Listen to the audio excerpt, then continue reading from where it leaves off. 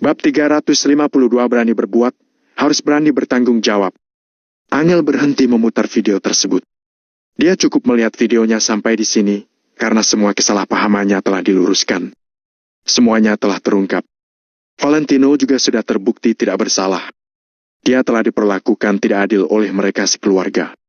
Suasana di ruang keluarga menjadi sunyi. Tidak ada seorang pun yang membuka suara. Hanya terdengar suara Jenny yang menangis terseduh-seduh sambil terduduk di lantai. "Bu, sebelumnya ibu mengatakan kalau Valentino tidak mengkhawatirkan Jenny. Saat Jenny pulang terlambat, Valentino tidak mau pergi mencarinya. Apa sekarang ibu masih akan berkata seperti itu?"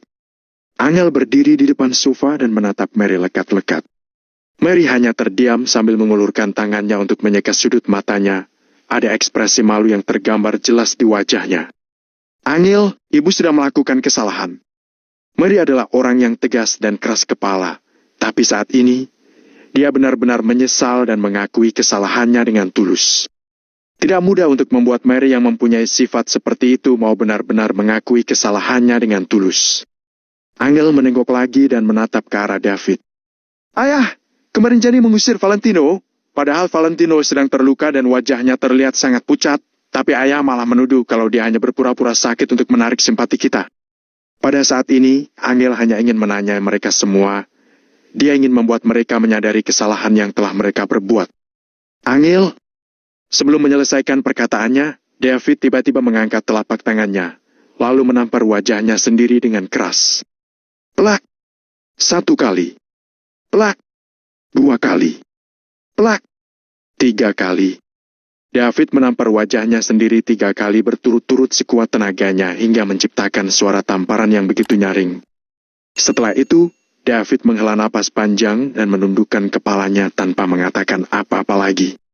Saat ini, Mary dan David terlihat seperti anak SD yang sedang dimarahi gurunya karena telah melakukan kesalahan.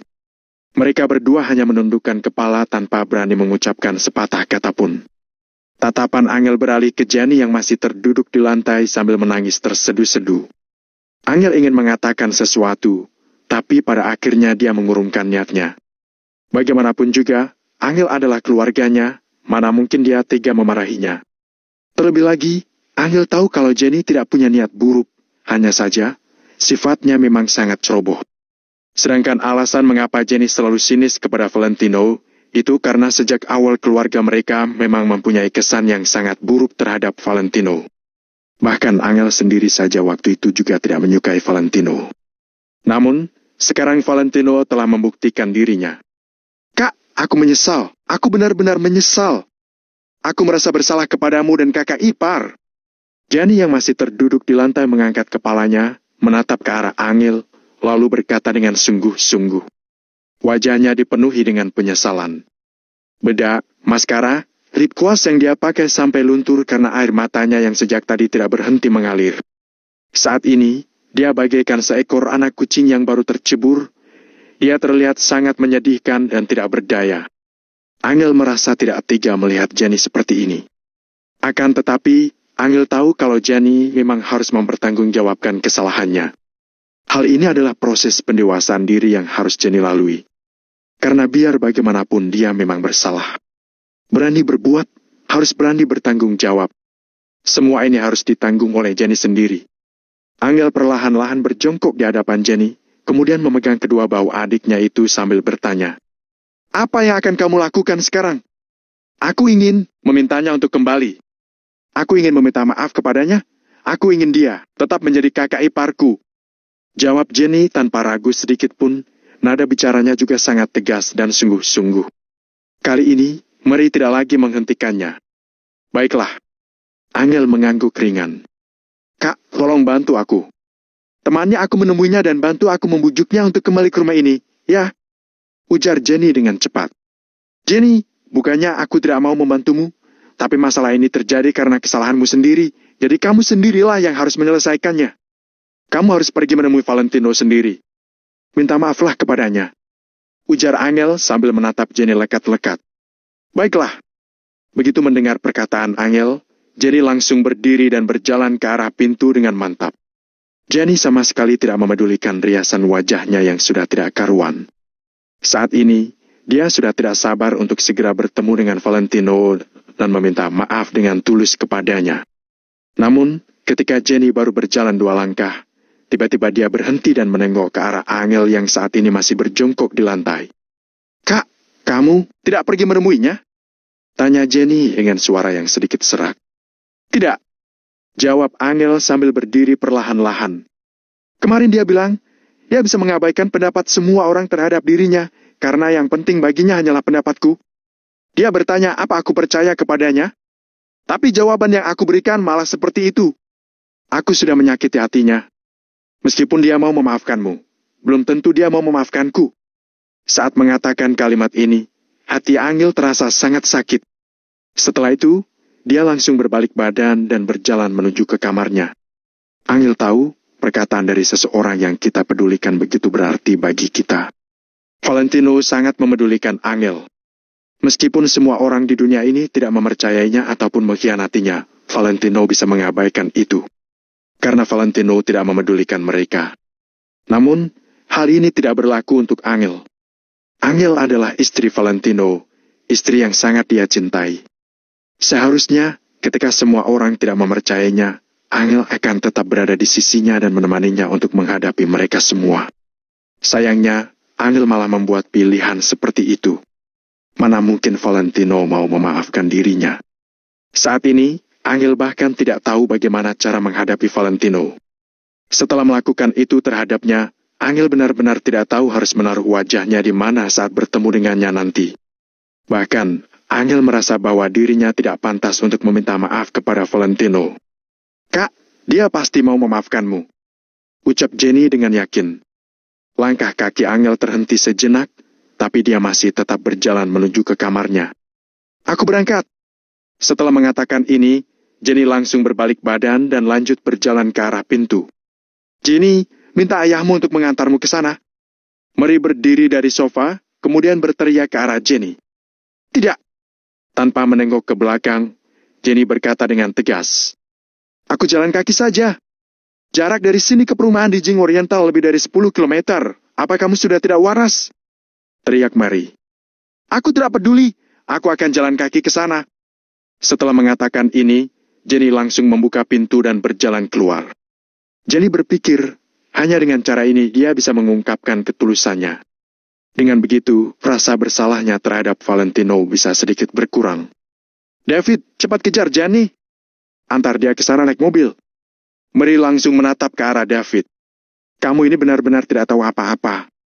Jenny ingin menggunakan cara ini untuk menebus kesalahannya. Dia sudah sepantasnya melakukannya. Kenapa kamu malah ingin menghentikannya?"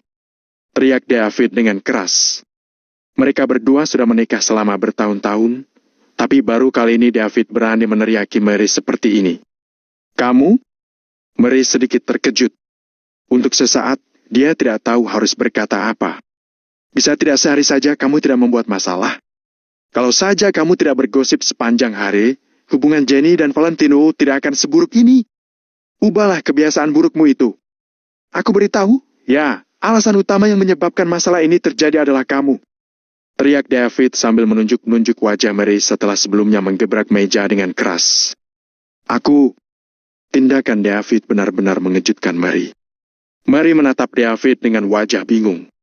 "Kenapa kamu melihatku seperti itu? Apa perkataanku salah?" David memelototi Mary. "Cukup, David. Kamu pikir kamu punya hak untuk memarahiku seperti itu? Kamu sama sekali tidak lebih baik dariku," teriak Mary dengan keras. Setelah itu, dia langsung mengulurkan tangannya ingin menyerang wajah David. Bab 353 Kekuatan dari Kobaran Api. David mengernyit, lalu mendorong Mary ke samping.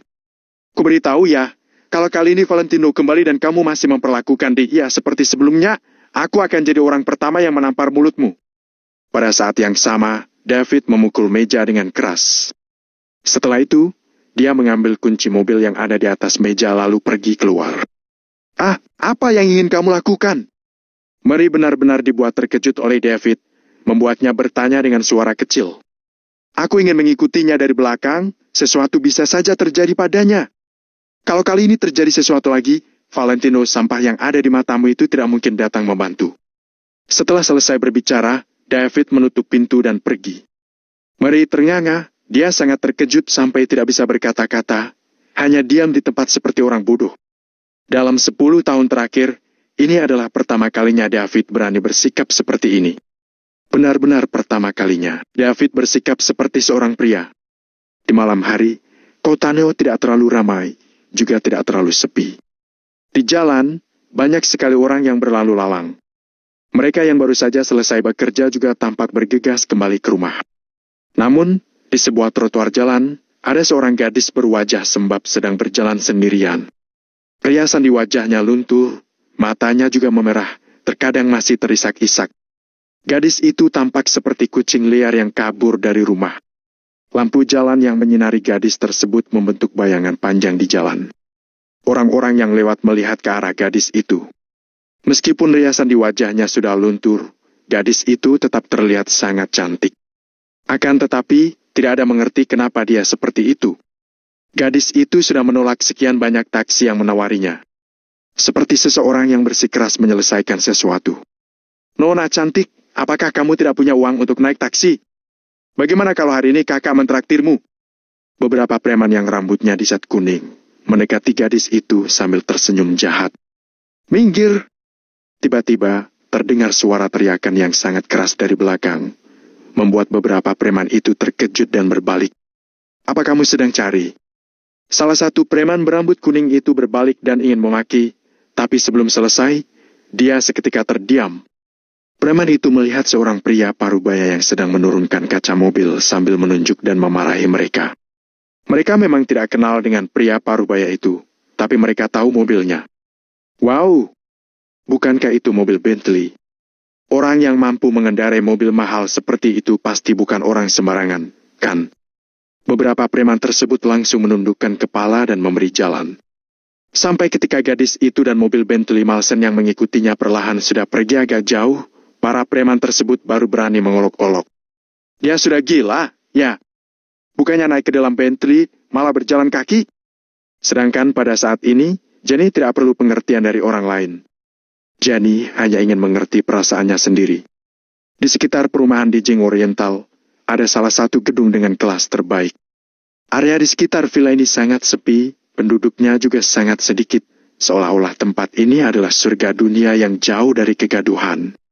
Tidak ada suara mesin maupun deru mobil yang terdengar. Seakan terisolasi dari berbagai macam hal duniawi. Pada saat ini, waktu sudah menunjukkan pukul 9 malam. Cahaya bulan yang menyinari halaman villa menambahkan sedikit ketenangan, membuat orang lain merasa tentram dan damai. Cahaya lampu menerangi villa. Valentino saat ini sedang duduk di depan jendela besar yang ada di lantai 2 sambil sibuk mengerjakan sesuatu. Ada 2 buah laptop dan sebuah ponsel di atas meja bundar yang berada di hadapannya. Walaupun Valentino sudah bertekad untuk keluar dari kediaman keluarga Wijaya, tapi tetap saja dia merasa sedih. Karena bagaimanapun, itu merupakan tempat tinggal Valentino selama 3 tahun. Valentino sama sekali bukan orang yang tidak berperasaan. Valentino memang keras dalam melawan musuh, tapi dia memiliki hati yang lembut untuk orang-orang di sekitarnya. Kalau bukan karena Valentino orang yang sangat bermoral, maka Danu, bahkan orang-orang dari kelompoknya Hendrik juga tidak akan berusaha mati-matian untuk mengikutinya. Jadi, Valentino sebenarnya sedang menunggu Mary dan yang lainnya memberi dia kesempatan untuk menjelaskan.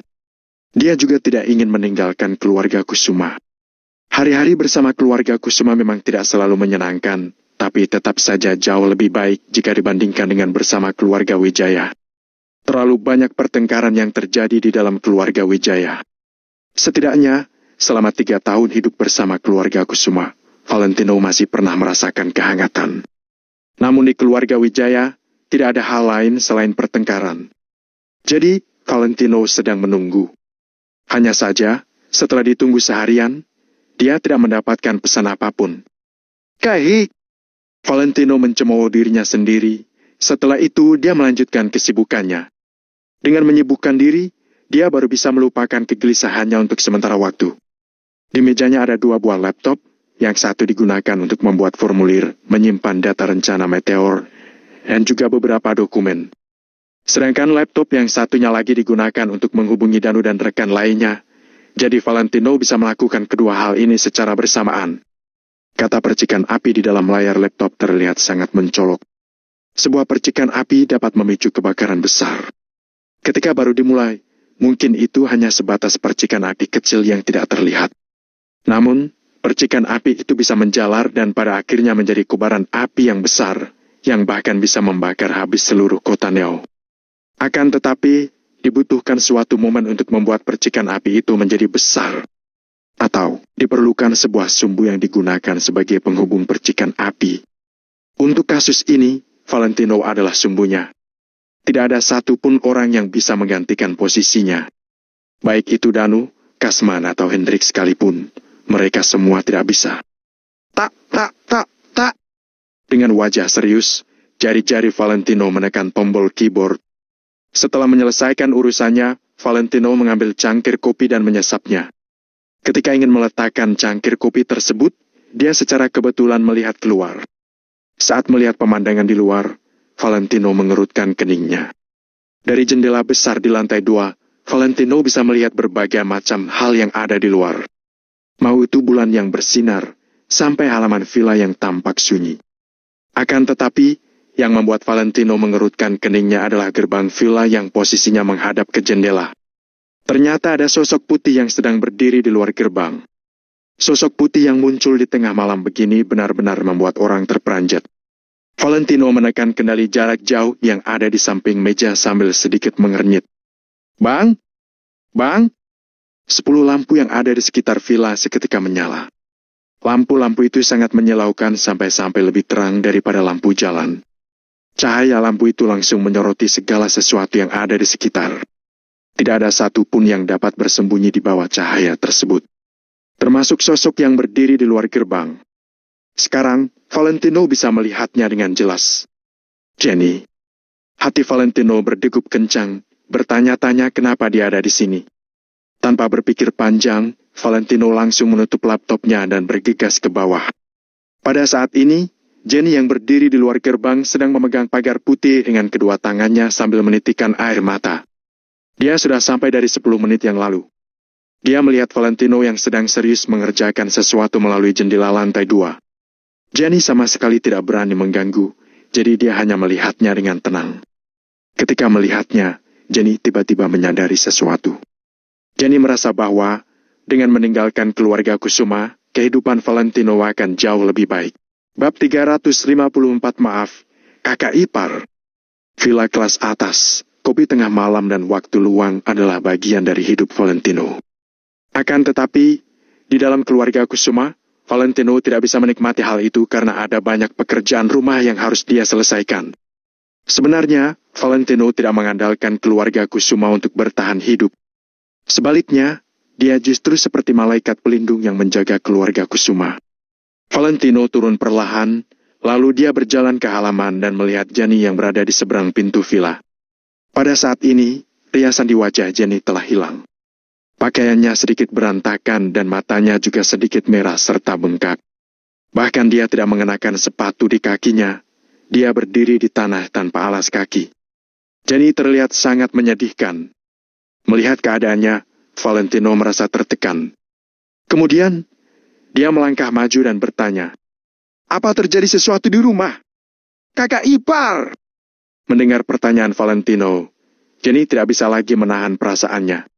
Pada saat ini, semua emosinya pecah. Setelah memanggil Valentino, dia langsung jatuh di bawah pintu pagar. Meskipun Valentino telah diusir dari rumahnya, tapi dia masih mengkhawatirkan situasi di keluarga Kusuma. Bagaimana mungkin Jenny tidak merasa tersentuh? Sedangkan Valentino terkejut.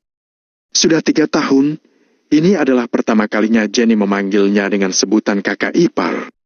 Dia selalu memanggil Valentino dengan namanya, serta tidak pernah mengakui Valentino sebagai kakak iparnya.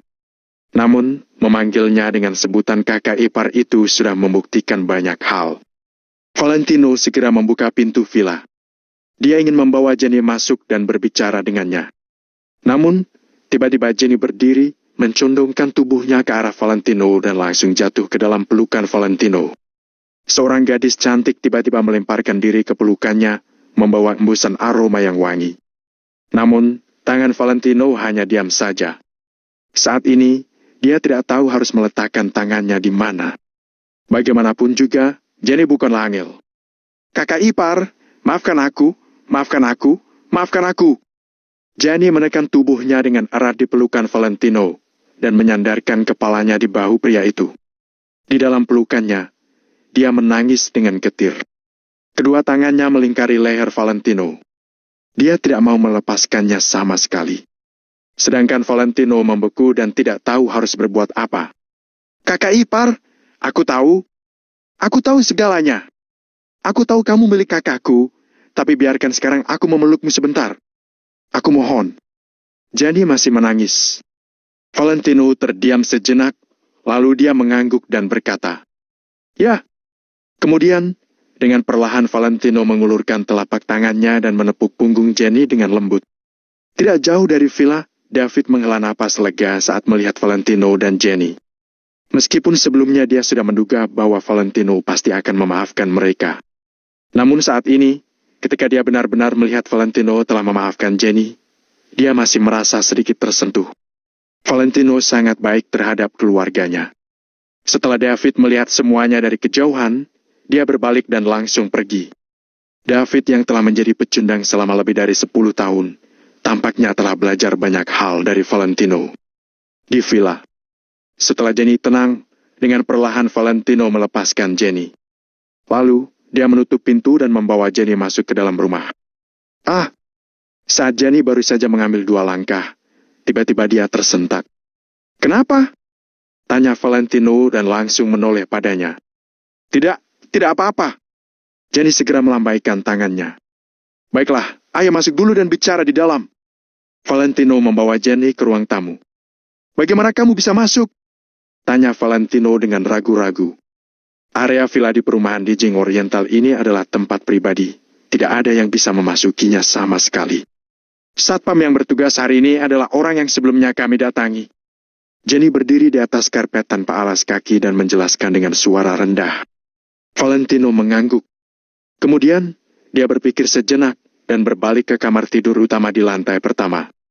Setelah itu, dia keluar dengan membawa sepasang sepatu. "Ini adalah sepatu yang disiapkan oleh seseorang untuk kakakmu atas permintaanku. Apa kamu mau mencobanya dulu?" Kemudian Valentino meletakkan sepasang sepatu itu di samping Jenny. Jenny melihat sepatu wanita bermerek Gucci yang berkualitas tinggi itu. Namun, saat ini Jenny tidak berani memakai sepatu itu.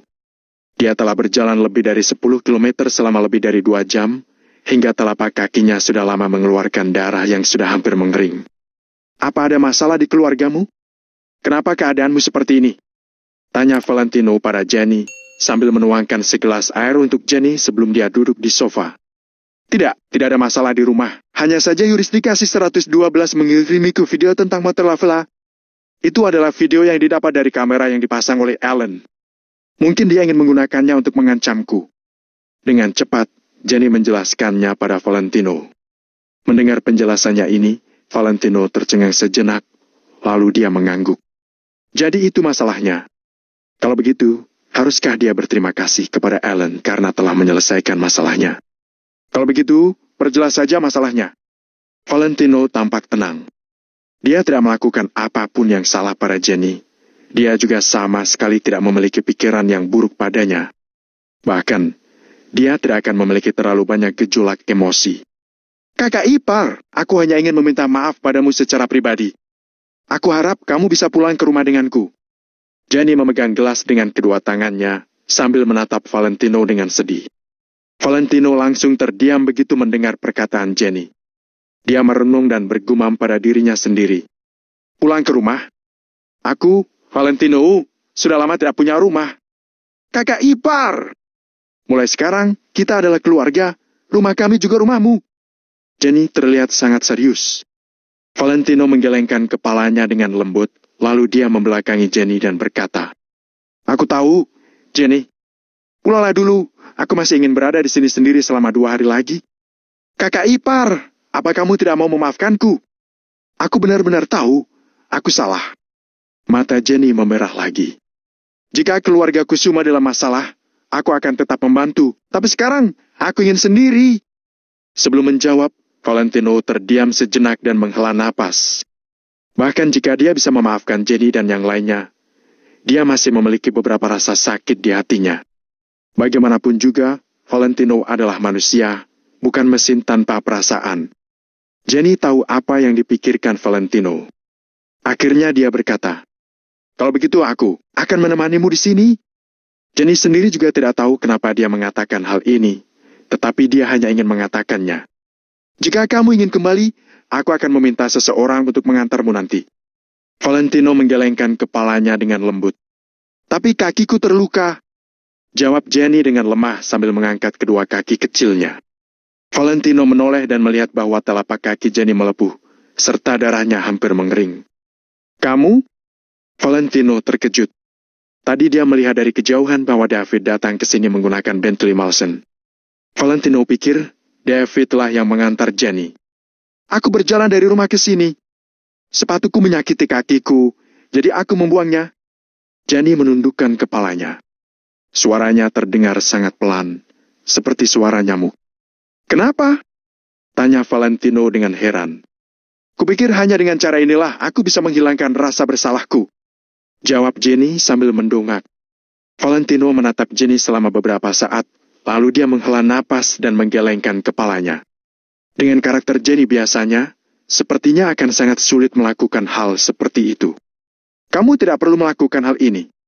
Valentino menggelengkan kepalanya dengan lembut dan menghampirinya sambil membawa kotak obat. Dia berjungkuk di samping Jenny, dengan lembut membantu Jenny mengoleskan obat di telapak kakinya.